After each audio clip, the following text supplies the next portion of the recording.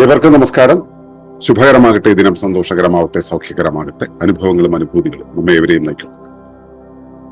സുസ്ഥിര ജീവന ഘടകങ്ങൾ എന്ന ഒളിമ്പസ് അധ്യായത്തിലെ 4-ാം അധ്യായത്തില് 3-ാമത്തെ പാഠം. ഇതുമുതൽ നമ്മൾ സമഗ്ര പരിസ്ഥിതിയുടെ വിവിധ ഘട്ടങ്ങളെ കുറിച്ചാണ് പഠിക്കുന്നത്. അല്ലെങ്കിൽ ആദ്യത്തേത് എന്താണ് മനുഷ്യന്റെ ആന്തരിക പരിസ്ഥിതി എന്നുള്ളതാണ്. ആന്തരിക പരിസ്ഥിതിയെ കുറിച്ച് നമ്മൾ പറയുന്നത് ഇവിടെ എങ്ങനെയാണ്: human internal environment is A synthesis of an unadulterated body, life, mind, awareness and vitality. എന്താണ് മനുഷ്യന്റെ ആന്തരിക പരിസ്ഥിതി? ഒരു നിലനിൽക്കുന്ന മനുഷ്യന്റെ പ്രാഥമിക ആവശ്യം അവന്റെ തനിമ നഷ്ടമാകാത്ത ആന്തരിക പരിസ്ഥിതിയാണ്. ജന്മത്വം കൊണ്ടോ ജീവിതശൈലികൾ കൊണ്ടോ അനുചിത നിവേശ്യങ്ങൾ കൊണ്ടോ ഘടനാസമഗ്രത വികലമാകാത്ത ശരീരമാണ് ആദ്യത്തേത്.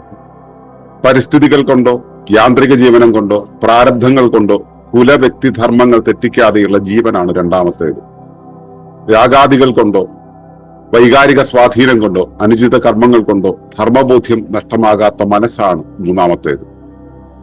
യുക്തി കൊണ്ടോ സംസ്കാരം കൊണ്ടോ അവിദ്യ കൊണ്ടോ അകംപുറം പരിസ്ഥിതികളുമായി അനുരൂപനം നഷ്ടമാകാത്ത അവബോധമാണ് നാലാമത്തേത്. ഗുരുത്വഭംഗം കൊണ്ടോ ശീലനം കൊണ്ടോ അധികർമ്മങ്ങൾ കൊണ്ടോ ധർമ്മപാലനം വ്യതിചലിക്കാത്ത ജീവചൈതന്യം ആണ് അഞ്ചാമത്തേത്. വർത്തമാന ജീവിത കാലഘട്ടം മാനവ ജീവിതത്തിലെ ഇവയഞ്ചിലും വൈകല്യങ്ങൾ ഏർപ്പെടുത്തിയിട്ടുണ്ട്.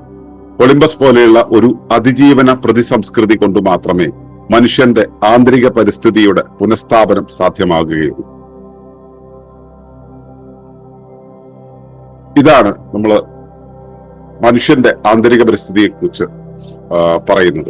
നമ്മൾ മനുഷ്യ സംസ്കാരത്തിന്റെ നിലനിൽപ്പിനെ കുറിച്ചാണ് ചർച്ച ചെയ്തു വരുന്നത്. അതുകൊണ്ട് തന്നെ മനുഷ്യൻ എന്നുള്ള ഒരു ഏകകത്തെ ആധാരമാക്കിയിട്ടാണ് നമ്മൾ ഇവിടെ സംസാരിക്കുന്നത്. അതിനർത്ഥം മനുഷ്യനാണ് പ്രപഞ്ചത്തിന്റെ കേന്ദ്രം എന്നല്ല. നമ്മുടെ പ്രാഥമിക അനുമാന തലം അല്ലെങ്കിൽ പ്രാഥമിക, ഞാൻ ഉദ്ദേശിച്ചത് പ്രൈമറി റെഫറൽ പോയിന്റ് എന്ന് പറയുന്ന ആ ഒന്ന് മനുഷ്യനെ ആധാരമാക്കിയിട്ടാണ്. കാരണം നമ്മളിവിടെ നിന്നാണ് നോക്കുന്നത്, അപ്പൊ നമുക്ക് ഇവിടെ നിന്നുള്ള കാഴ്ചയാണ് കാണാൻ കഴിയുക. അതുകൊണ്ട് മനുഷ്യന്റെ ആന്തരിക പരിസ്ഥിതിയെ പഠിക്കാൻ നമ്മൾ ശ്രമിക്കുന്നു എന്നുള്ളത്. അപ്പോ ഒരു സത്ത, ഒരു മനുഷ്യനായ സത്ത നിലനിൽക്കണമെങ്കിൽ അവന്റെ പ്രാഥമിക ആവശ്യം നിറവേറണം. പ്രാഥമിക ആവശ്യമായിട്ട് നമ്മൾ സ്കൂൾ ക്ലാസ്സുകളിൽ പഠിച്ചിട്ടുള്ളത് വസ്ത്രം, ഭക്ഷണം, വസ്ത്രം, പാർപ്പിടം എന്നുള്ളതാണ്. ഇവിടെ നമ്മൾ ഈ ഒരു സമഗ്ര പരിസ്ഥിതിയെ കുറിച്ചുള്ള സമീപനത്തിൽ നമ്മളത് നിരീക്ഷിച്ചു തുടങ്ങുന്നത് അവന്റെ ആ ശരീരം അല്ലെങ്കിൽ അവന്റെ സത്ത ആകുന്ന അവനെന്ന് വിളിക്കുന്ന ആ ഒരു ഘടകമെന്തോ അതുണ്ടാകണം എന്നുള്ളതാണ്. അതായത് അവൻ എന്ന് വിളിക്കുന്ന ഒരു ഏകകം എന്ന് പറയുന്നതാണ് അവന്റെ ഒരു വട്ടം. ആ വട്ടത്തിനെയാണ് നമ്മൾ സാധാരണ രീതിയിൽ, ആ വേലിയെയാണ് നമ്മൾ സാധാരണ രീതിയിൽ അഹം എന്ന് പറയും. അതിനെയാണ് നമ്മൾ പേരിട്ട് വിളിക്കുന്നത്. അപ്പൊ ഞാൻ ഒരാളെ നോക്കി അഭിസംബോധന ചെയ്യുന്നുണ്ടെങ്കിൽ ഞാൻ നിങ്ങൾക്ക് അകത്തുണ്ട് എന്നുള്ളതിനേക്കാളും കൂടുതൽ നിങ്ങളുടെ ആ ഒരു പെരിഫറൽ ആയിട്ടുള്ള അപ്പിയറൻസിനെയാണ് കാണുന്നത്. അത് നിൽക്കുന്നത്, ആ വെളിപ്പെടുന്നത് എന്തോ അത് നിൽക്കുന്നത് ഒരു അഹത്തിനകത്താണ്. അഹം എന്ന ഒരു വേലിക്കകത്താണ്. ആ വേലിക്ക് അകത്ത് നിൽക്കുന്നതിനെയാണ് നമ്മൾ ഈ ആന്തരികം എന്ന് പറയുന്നത്. വേലിക്ക്, അഹം എന്ന വേലിക്ക് അകത്ത് നിൽക്കുന്നു. അപ്പോ ആ ഒരു പരിസ്ഥിതി, ആന്തരികമായ പരിസ്ഥിതി അതുണ്ടെങ്കിൽ മാത്രമേ ഈ സത്ത നിലനിൽക്കുന്നു എന്ന് നമുക്ക് പ്രാഥമികമായിട്ട് പറയാൻ കഴിയുള്ളൂ.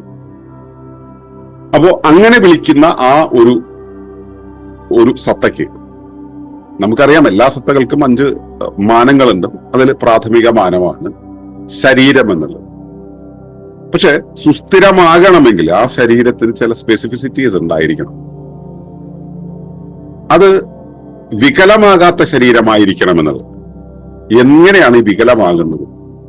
ഒന്ന്, ജന്മത്വം കൊണ്ട് വികലമാകാം. എങ്ങനെയാണ് ജന്മം ഉണ്ടാകുന്നത്? പൂർവ്വ തലമുറകളുടെ ജൈവമായ ഘടനയുടെ പകർപ്പായിട്ടാണ് നമ്മൾ ഉണ്ടാകുന്നത്. ആ പകർപ്പില് പശ്ചാത്തലത്തിനനുസരിച്ച്, സാഹചര്യത്തിനനുസരിച്ചുള്ള ചെറിയ മാറ്റങ്ങൾ വന്നുകൊണ്ടാണ് ഈ പകർപ്പുണ്ടാവുന്നത്. പക്ഷേ ജീവിതം കൊണ്ട്, മുൻതലമുറയുടെ ജീവിതം കൊണ്ട് ഏതെങ്കിലും തരത്തിലുള്ള ഘടനാ വൈകല്യം വന്നിട്ടുണ്ടെങ്കിൽ അതിന്റെ പകർപ്പ് പകർന്നു കിട്ടാനുള്ള സാധ്യതയുണ്ട്. അവിടെയാണ് ജന്മത്വം കൊണ്ടുള്ള വൈകല്യം എന്ന് പറയുന്നത്. പിന്നെ ജനിച്ചതിന് ശേഷം ജീവിതം കൊണ്ട് ആ ഘടനയിൽ മാറ്റം വന്നു, ജീവിത ശൈലികൾ കൊണ്ട് ഒരുപാട് മാറ്റം വന്നു എന്നിരിക്കട്ടെ, നമ്മളിപ്പോ ജീവിതശൈലി രോഗങ്ങൾ പറയുന്നത് പോലെ. അപ്പൊ അങ്ങനെ വരുമ്പോഴും ഈ വികലമായ ശാരീരികാവസ്ഥ ഉണ്ടാകും. അതുപോലെ തന്നെയാണ് അനുചിതമായ നിവേശങ്ങൾ, അൺവാണ്ടഡ് ആയിട്ടുള്ള ഇൻപുട്സ് നമ്മൾ ശരീരത്തിൽ കൊടുത്തുകൊണ്ടേയിരിക്കും. അങ്ങനെയാണെങ്കിലും ശരീരം വികലമാകാൻ സാധ്യതയുണ്ട്. ഇതെല്ലാം അധികകാലം കഴിയുന്നതിന് മുമ്പ് ശരീരത്തിൽ കയറി കൂടാൻ സാധ്യതയുള്ളതാണ്. ജനിക്കുമ്പോൾ കിട്ടും. ഇപ്പോ പല കുഞ്ഞുങ്ങളും ജനിക്കുമ്പോൾ തന്നെ ഒരുപാട് പ്രശ്നങ്ങളുമായിട്ട് വരുന്നത് നമുക്ക് കാണാം. അത് മുൻ തലമുറയുടെ അവരുടെ ശരീരത്തിന്റെ ഘടനയുടെ, അവരുടെ ജീവിതത്തിന്റെ ഘടനയുടെ ഔട്ട്പുട്ടായിട്ടാണ് വരുന്നത്. അവർ കഴിച്ച ഭക്ഷണത്തിന്റെ, അവരുടെ പരിസ്ഥിതിയുടെ, അതിന്റെയൊക്കെ ഔട്ട്പുട്ടായിട്ടാണ് ഈ ജന്മത്വം എന്ന് പറയുന്നതിലെ വൈകല്യം വരുന്നത്. അപ്പോൾ ജന്മത്വമാണെങ്കിലും ശരി, ജനിച്ചതിന് ശേഷമുള്ള നമ്മുടെ ജീവിതശൈലി കൊണ്ടാണെങ്കിലും ശരി, നമ്മൾ ഇംപ്രോപ്പർ ആയിട്ടുള്ള ഭക്ഷണങ്ങൾ കഴിക്കുക, ഇംപ്രോപ്പർ ആയിട്ടുള്ള ജീവിത ശൈലി മുമ്പോട്ട് പോകുക, ഇങ്ങനെയൊക്കെ വരുമ്പോൾ ശരീരത്തിന് വരുന്നൊരു വൈകല്യമുണ്ട്. അങ്ങനെ ഒരു വൈകല്യം വന്നിട്ടുണ്ടെങ്കിൽ സുസ്ഥിതി എന്നുള്ളത് ചാലഞ്ചിങ്. നമ്മുടെ മാത്രം സുസ്ഥിതിയല്ല, നമ്മുടെ വരും തലമുറകളുടെ സുസ്ഥിതി വരെ, സസ്റ്റൈനബിലിറ്റി വരെ പ്രശ്നത്തിലായിത്തീരുന്ന ഒരു അവസ്ഥയുണ്ട്. അതായത് നമുക്ക് ഇന്നൊരു വൈകല്യം വന്നിട്ടുണ്ടെങ്കിൽ അതിന്റെ കാരണം എന്ന് പറയുന്നത് മുൻ തലമുറകളുടെ ജീവിതശൈലിയാണ്. ഞാൻ അവരെ കുറ്റം പറഞ്ഞിട്ടല്ല, അവര് ജനിച്ചും ജീവിച്ചും വളർന്നു വന്നിട്ടുള്ള ഒരു വലിയ പശ്ചാത്തലമുണ്ടല്ലോ, ആ പശ്ചാത്തലമൊക്കെ അതിന് സ്വാധീനത്തിലെത്തുന്നതാണ്. അപ്പൊ വൈകല്യം വരാത്ത ഒരു ശരീരം ഉണ്ടാവുക എന്നുള്ളതാണ് സുസ്ഥിരമായി ജീവിക്കുന്ന ഒരു സത്തയുടെ ആദ്യത്തെ ആവശ്യമെന്ന് പറയുന്നത്. രണ്ടാമത്തത് പരിസ്ഥിതികൾ കൊണ്ടോ യാന്ത്രിക ജീവനം കൊണ്ടോ പ്രാരബ്ധങ്ങൾ കൊണ്ടോ കുല വ്യക്തി ധർമ്മങ്ങൾ തെറ്റിക്കാതെയുള്ള ജീവനാണ് രണ്ടാമത്തേത്. അപ്പോൾ രണ്ടാമത്തേത് ജീവനാണ്. നല്ല ജീവൻ ഉണ്ടാവണം എന്നുള്ളത് നമ്മൾ പറഞ്ഞു. ശരീരം പോലെ തന്നെ മറ്റൊന്നാണ് നമ്മൾ മുൻ തലമുറകളുടെ ആ ഒരു ജീവിതം എന്ന് പറയുന്നത്. നമ്മളിപ്പോ ജീവിക്കുന്ന പരിസ്ഥിതി ഉണ്ടല്ലോ, ആ പരിസ്ഥിതി എന്നുള്ളത് നമ്മുടെ ജീവന്റെ ധർമ്മത്തെ മാനിപ്പുലേറ്റ് ചെയ്യാൻ സാധ്യതയുണ്ട്. നമ്മുടെ ജീവിതത്തിന്റെ ധർമ്മം എന്ന് പറയുന്നത് ഇപ്പൊ ഏതൊരു ജീവിയും ഉണ്ടാകുന്നത് അവന്റെ ആഹാരത്തെ ബേസ് ചെയ്തുകൊണ്ടാണ്, അവൻ ഏത് തരം ഭക്ഷണം കഴിക്കുന്നു എന്നുള്ളതിനെ ബേസ് ചെയ്തുകൊണ്ടാണ്. അവന്റെ ഭക്ഷ്യങ്ങളാകാൻ സാധ്യതയുള്ള ഘടകങ്ങൾ പ്രകൃതിയിൽ ഒരുപാട് കൂടുന്ന സമയത്ത് അതിനെ ക്രമപ്പെടുത്താനായിട്ടാണ് ഒരു ജീവിയെ ഒഴിവാക്കി അതിനെ ബാലൻസ് ചെയ്യാൻ പ്രകൃതി ശ്രമിക്കുന്നത്. അങ്ങനെ ഉണ്ടായി വന്നതിന്റെ ആ ഒരു ഒഴുക്കില് ഏറ്റവും അവസാനത്തെ ഒരു ഘടനയാണ്, അല്ലെങ്കിൽ അവസാനത്തെ ഒരു സത്തയാണ് മനുഷ്യൻ എന്ന് പറയുന്നത്. പക്ഷെ മനുഷ്യന്റെ കാര്യത്തിലേക്ക് എത്തുമ്പോഴേക്കും ഇവിടെ ഉണ്ടാവുന്ന ഭക്ഷണം എന്നുള്ളതിനേക്കാളും കൂടുതൽ എന്തും ഇവിടെയുള്ള എല്ലാത്തിനെയും ഹരിക്കുന്ന ഒന്നായി മാറിയിട്ടുണ്ട്. അപ്പോ ഇവിടെയുള്ളത് എന്താണോ അതിനനുസരിച്ച് അതിനെ ആഹരിക്കുന്ന രൂപത്തിലായിത്തീരുന്ന ഒരു ജീവിയായി മനുഷ്യൻ വളർന്നു വന്നപ്പോ അവന്റെ ധർമ്മം എന്ന് പറയുന്നത് എന്താണോ ഇവിടെ ഉള്ളത് അതിനനുസരിച്ച് അതിനെ ഹരിക്കുക എന്നുള്ളതാണ്. അപ്പോ എന്താണോ ഇവിടെ ഉള്ളത് അതാണ് അവന്റെ പരിസ്ഥിതി എന്ന് പറയുന്നത്. ആ പരിസ്ഥിതികൾ കൊണ്ട് ശരീരഘടന എങ്ങനെയൊക്കെ ആണെങ്കിലും, ഇപ്പൊ ഫ്രൂട്ടേറിയൻ ഡയറ്റ് കഴിക്കുന്ന രീതിയിൽ, അല്ലെങ്കിൽ ഇവിടെയുള്ള ജീവജാലങ്ങളുമായിട്ട് അനുരൂപപ്പെടാൻ ശേഷിയുള്ളതാണ് മനുഷ്യൻ. അപ്പൊ ഇങ്ങനെയുള്ള സ്വാഭാവിക ധർമ്മങ്ങൾ പ്രകൃതി കൽപ്പിച്ചിട്ടുണ്ടാവാം മനുഷ്യനുണ്ടായ കാലത്ത്. ഇതിൽ നിന്നൊക്കെ വ്യത്യസ്തമായിട്ട് നമ്മുടെ ഇപ്പോഴത്തെ എൻവയോൺമെന്റുമായിട്ട് ചേർന്നിണങ്ങിപ്പോയി അതിനെ ഹരിക്കുന്ന രീതിയിലുള്ള, അതിനെ നിയന്ത്രിക്കുന്ന രീതിയിലുള്ള ഒരു ജീവ സ്വഭാവം, സ്വയം നിയന്ത്രിക്കുന്ന സ്വഭാവം ആയി മാറിയിട്ടുണ്ട്. അതാണ് പരിസ്ഥിതികൾ കൊണ്ട് ധർമ്മങ്ങൾ തെറ്റിപ്പോവുക എന്നുള്ളത്. രണ്ടാമത്തെ കാര്യം എന്ന് പറയുന്നത് പ്രാരബ്ധങ്ങൾ, യാന്ത്രിക ജീവനം കൊണ്ട്. എന്നുവെച്ചാൽ നമ്മൾ ജീവിതത്തിന്റെ ധർമ്മം എന്ന് പറയുന്നത് ജീവിത വാസനകളെ ആധാരമാക്കിയിട്ടാണ്. ജീവിത വാസനകളെ ആധാരമാക്കിയിട്ട് ജീവിക്കുന്നതിന് പകരം നമ്മൾ ഒരു പ്രത്യേക പരിസ്ഥിതിയിൽ ജീവിക്കുമ്പോൾ അവിടുത്തെ ഒരു സിസ്റ്റം ഉണ്ട്. ആ സിസ്റ്റത്തിന് വശപ്പെട്ട് ജീവിക്കുമ്പോൾ നമ്മൾ യന്ത്രം പോലെ ജീവിക്കുന്നു. കീ കൊടുത്തു വിട്ടതുപോലെ നമ്മൾ ആവർത്തിച്ച് അതിലൂടെ പോയിക്കൊണ്ടിരിക്കുന്നു. പ്രകൃതി കൽപ്പിച്ചിട്ടുള്ളത് സർക്കാരിയന്ത്രത്തിനനുസരിച്ച് നമ്മുടെ വാസനകൾക്കനുസരിച്ച് ജീവിക്കാനാണ്. എന്നാൽ പരിസ്ഥിതി നമ്മളെ പ്രേരിപ്പിക്കുന്നത് യാന്ത്രികമായ ഒരു സിസ്റ്റത്തിലൂടെ പോകാനാണ്. അതുപോലെ തന്നെയാണ് മറ്റൊന്ന് പ്രാരബ്ധങ്ങൾ എന്ന് പറയുന്നത്. നമുക്ക് ജനിച്ചു വീഴുമ്പോൾ കിട്ടിയത് ഈ ഒരു ചുറ്റുപാടാണ്, ഈ ഒരു അവസ്ഥയാണ്, ഈ ജീവിതക്രമമാണ്. ഈ പ്രാരബ്ധങ്ങൾ കൊണ്ട് കുലധർമ്മങ്ങൾ തെറ്റിപ്പോകും. നമുക്കറിയില്ല. കാരണം ഇവിടെ മുഴുവൻ വികലമാക്കപ്പെട്ടിരിക്കുന്നു. ഒരു പുതിയ സ്ഥലത്തേക്ക് ഒരാൾ ചെന്ന് കയറി കഴിഞ്ഞാൽ അയാൾക്ക് ഒരു കാര്യം ചെയ്യാനുണ്ട്. ചെയ്യാനുള്ള ഒരാളാണെന്നിരിക്കുന്നത് ആ ചെന്ന് കയറുന്ന സ്ഥലത്ത് മൊത്തം പൊടിയും ചപ്പും തൂപ്പും ഒക്കെയാണ് കിടക്കുന്നതെങ്കിൽ അയാളെ ചെന്ന് കഴിഞ്ഞാൽ അയാളെ ധർമ്മം നിർവഹിക്കുന്നതിന് മുമ്പ് അയാളിൽ അസൈൻ ചെയ്യപ്പെടുന്ന ധർമ്മം എന്ന് പറയുന്നത് ആ പരിസരം ശുചീകരിക്കുക എന്നുള്ളത്. അത് ചെയ്തതിനു ശേഷം ഇത് ചെയ്യാൻ കഴിയുള്ളൂ. ഇയാളുടെ അസൈൻഡ് ആയിട്ടുള്ള ധർമ്മം ചെയ്യാൻ കഴിയുള്ളൂ എന്നൊരു അവസ്ഥയുണ്ട്. അപ്പോ അയാൾ അവിടെ ചെല്ലുമ്പോൾ തന്നെ അയാൾക്ക് വീണ് കിട്ടുന്ന ആ ഒന്നിനെയാണ് പ്രാരബ്ധം എന്ന് പറയുക. ആ പ്രാരബ്ധങ്ങള് കൊണ്ട് ഈ കുല വ്യക്തിധർമ്മങ്ങൾ മാറിപ്പോകും. അപ്പൊ പരിസ്ഥിതി കൊണ്ട്, യാന്ത്രിക ജീവനം കൊണ്ട്, പ്രാരബ്ധങ്ങൾ കൊണ്ട് കുല വ്യക്തിധർമ്മങ്ങൾ മാറിപ്പോകുന്ന ജീവൻ. അങ്ങനെ അവസ്ഥ ഇപ്പൊ ഉണ്ട്. നമ്മുടെ ജീവിതകർമ്മങ്ങളിൽ നമ്മൾ പലപ്പോഴും ഈ പരിസരത്തിനനുസരിച്ച്, ഇവിടുത്തെ യാന്ത്രിക ജീവനത്തിനനുസരിച്ച്, ഇവിടുത്തെ പ്രാരബ്ധങ്ങൾക്കനുസരിച്ച് ജീവിച്ചുകൊണ്ടൊരവസ്ഥയുണ്ട്. അപ്പോ ജീവന്റെ ധർമ്മം തന്നെ റീഡിഫൈൻ ചെയ്യപ്പെട്ടിട്ടുള്ള ഒരു അവസ്ഥ ഇവിടെ ഉണ്ട്. അതില്ലാത്തൊരു ജീവൻ വേണമെന്നാണ് നമ്മൾ പറയുന്നത്. സുസ്ഥിരമായിട്ടുള്ള അവസ്ഥയ്ക്ക് അങ്ങനെ മാനിപ്പുലേറ്റഡ് അല്ലാത്തൊരു ജീവാവസ്ഥ വേണം എന്നുള്ളത്. അടുത്തെടുത്താലോ, അടുത്തൊരു മാനം എടുത്തു കഴിഞ്ഞാൽ മനസ്സാണ്. നല്ല മനസ്സുണ്ടാവും.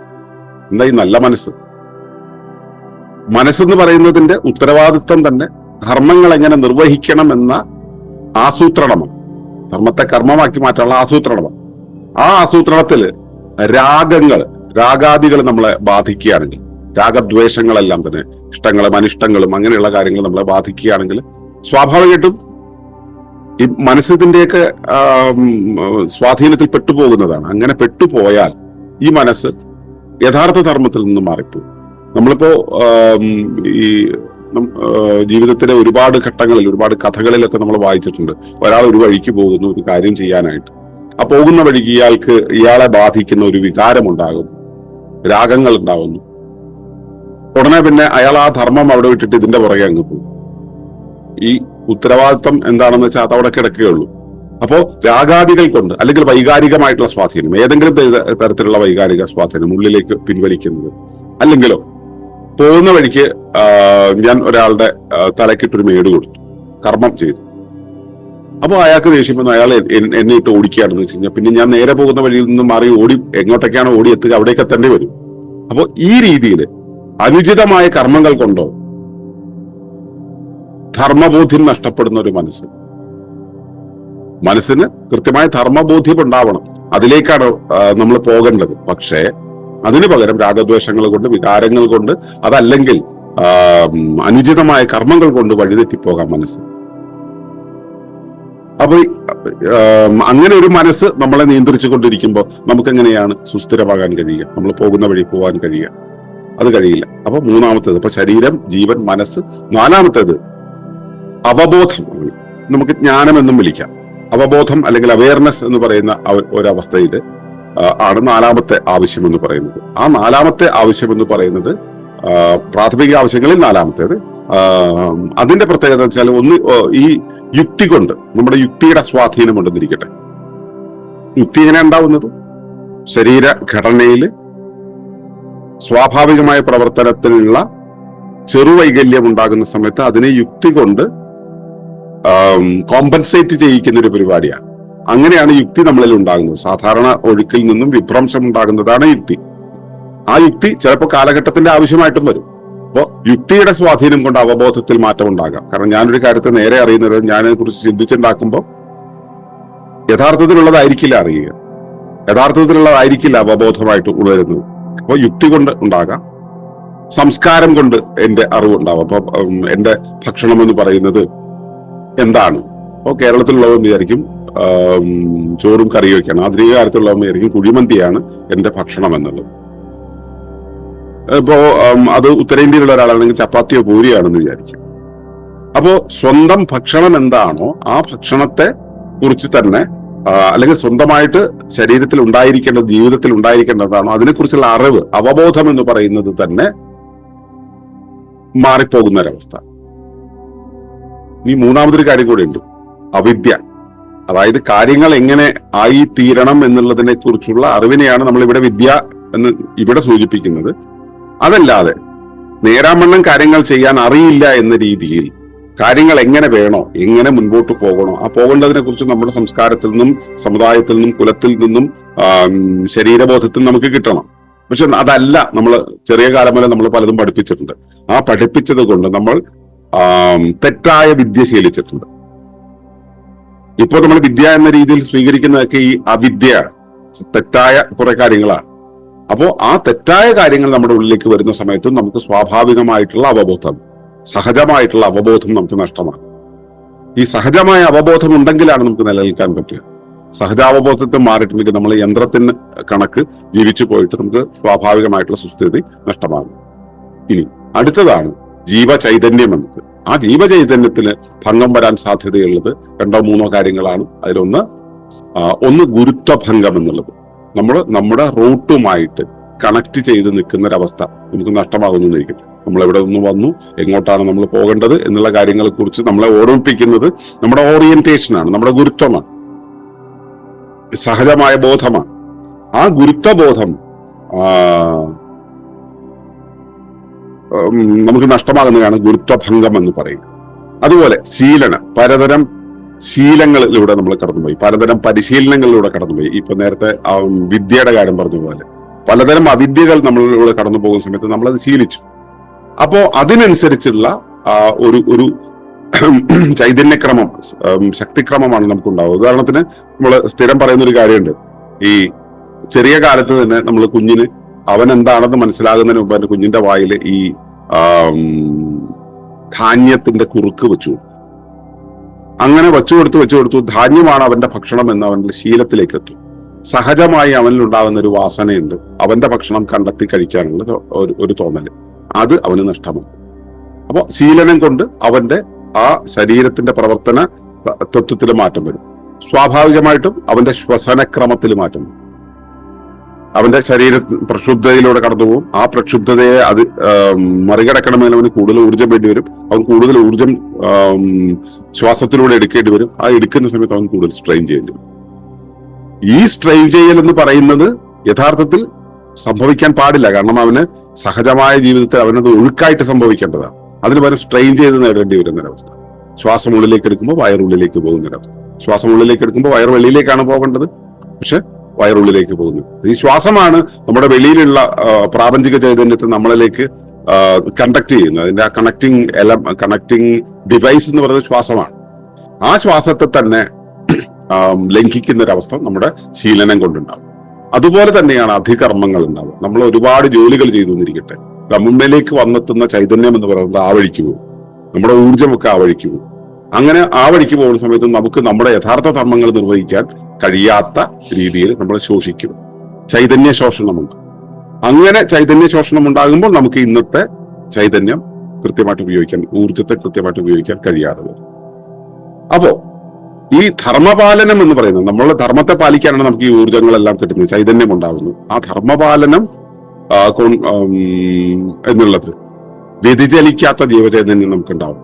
അത് ഈ ഗുരുത്വഭംഗം കൊണ്ടും ശീലനം കൊണ്ടും അധികർമ്മങ്ങൾ കൊണ്ടും അവ നഷ്ടമായി കഴിഞ്ഞാൽ എന്ത് ചെയ്യാം?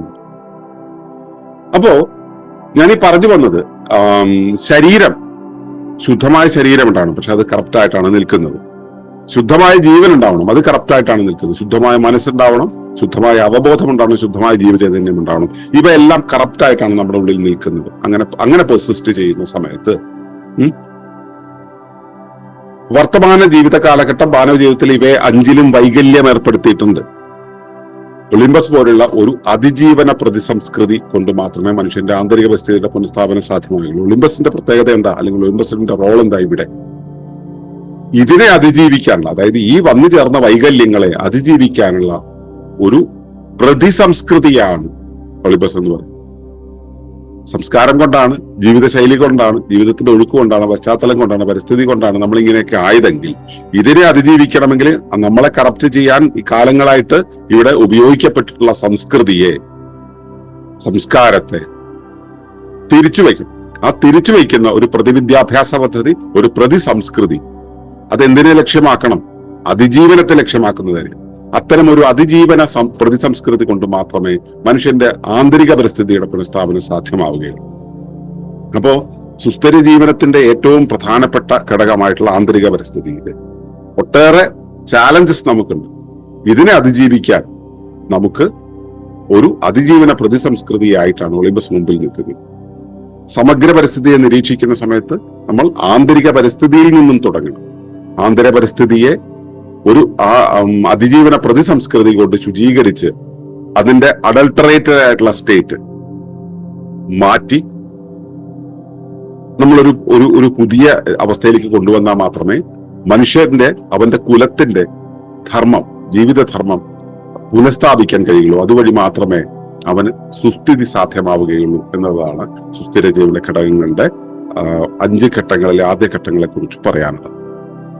ഈ ബോധ്യത്തിൽ ഇരുന്നു കൊണ്ട് സുസ്ഥിര ജീവിതത്തെ നിരീക്ഷിക്കുക എന്നതാണ് എനിക്ക് നിങ്ങളോട് അഭ്യർത്ഥിക്കാനുള്ളത്. നന്ദി, നമസ്കാരം.